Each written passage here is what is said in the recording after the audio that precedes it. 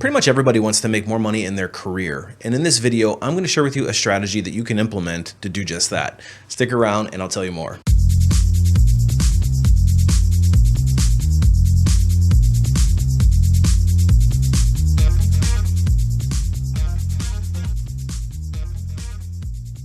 Hey everybody, it's Brian from Life After Layoff, and today I want to share with you a strategy on how to make more money in your career, but you have to be very careful when you implement this because it can easily backfire on you if you don't know what you're doing. But before we get into that, if you're interested in more content just like this directly from a corporate recruiter, make sure you hit that subscribe button. You might also want to hit that notification bell so you don't miss any future posts. So the strategy itself isn't earth-shattering. It's been talked about extensively on this channel and other channels, but I wanted to share with you how to implement it in a way that's most effective and minimizes the negative impact. And I know some of you are scratching your head saying, hey, wait a minute, didn't he make some videos before where he said not to job hop? So which is it? What the hell is going on here? So here's the deal. Job hopping used in a very calculated way can be a great method to move through salary bands more quickly and earn the most in your career. Because if you've watched my video on why steady jobs are bad for your career, you'll realize that staying in the same job for too terribly long can lead to wage stagnation, among other things. So each year, when the new wave of fresh grads hits the job market, employers have to adjust wages upward. And what that can mean is that sometimes the percentages of increase are bigger on the open market than you would experience if you just stayed in the same role for a long period of time and only experienced 2 and 3% raises. So somebody that might be 5 to 7 years in their career could find themselves making the same wage as somebody who just started day one. And that can be a very frustrating experience, especially because you've got more knowledge, skills, and abilities than them at this point in time in your career. Now, unless you work for a very progressive company that actively looks at wages and moves you through bands very aggressively, then you might find yourself in a very real circumstance where the open market has passed you by. And if you're somebody that stayed in your role and potentially even your company for longer than 10 years, you can almost 100% guarantee that the open market has passed you by. So the way to combat that is through careful career planning. And the reality is that you get bigger raises on the open market than you do internally, even with promotions. And in fact, according to Azipia.com, the average starting increase when changing jobs is a whopping 14.8% compared to a 5.8% average salary increase when staying put. Furthermore, those between the ages of 25 and 34 who changed jobs received the highest average wage increase of a whopping 9.8%. So essentially what we're seeing is most of the wage growth happens typically earlier in your career when you're still relatively low in the salary bands. Now what that means is that using selective job hopping to your advantage early in your career can be a great way to get ahead quickly. In fact, TikTok and YouTube are full of stories of people who have leveraged this exact technique in order to move through the salary bands very quickly to get up into those 6-figure ranges. And furthermore, with all the layoffs that we've experienced in the last 3 years, you're lucky if you get to year 2 or 3 anyway with the company that you're working at. There's just no loyalty these days. So if it was me, I would look at targeted job hopping very carefully, especially if I was earlier in my career.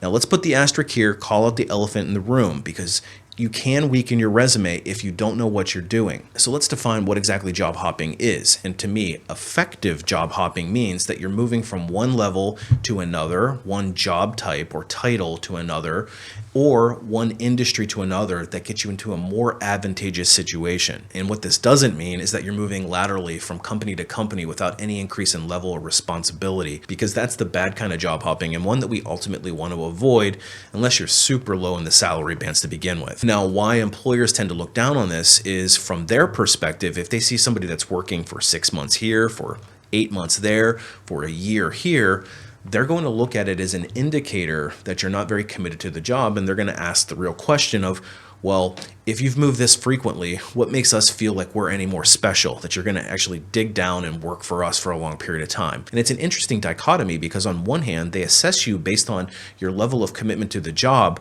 but then they'll go ahead and lay you off without any notice. So go ahead and scratch your head on that one, but it is what it is. And whether we like it or we don't, I've seen plenty of hiring managers reject resumes that had job hopping in their background because they were worried about their level of commitment to the job. So that means that you should try to get some stability in your career at some point in time. You just don't want to have successive job hopping after job hopping after job hopping after job hopping.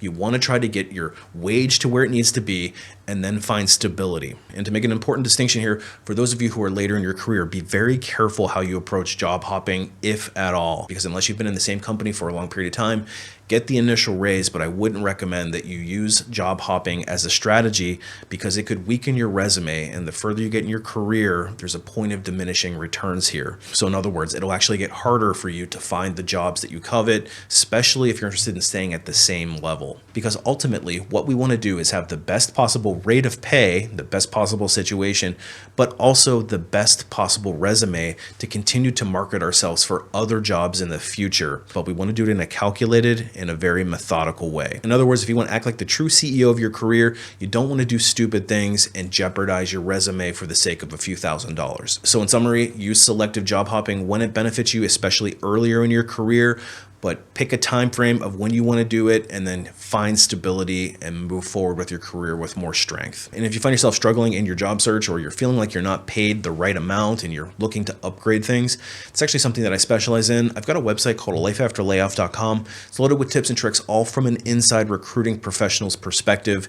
And so I lay it all on the line and I share everything that I know. And in particular, I share my deepest and most intimate knowledge in the form of some training courses. First one is how to write a resume that's going to give you the best chance of getting into the interview process. And this is especially important if you're dealing with a job hopping resume and you need to solve for it. We cover that in that course. But the resume is designed to get your foot in the door, and that's a critical career skill that everybody should learn how to do. And once you get that phone call, it's up to you to market yourself correctly to get through each round of the interview process, then ultimately to get to the job offer.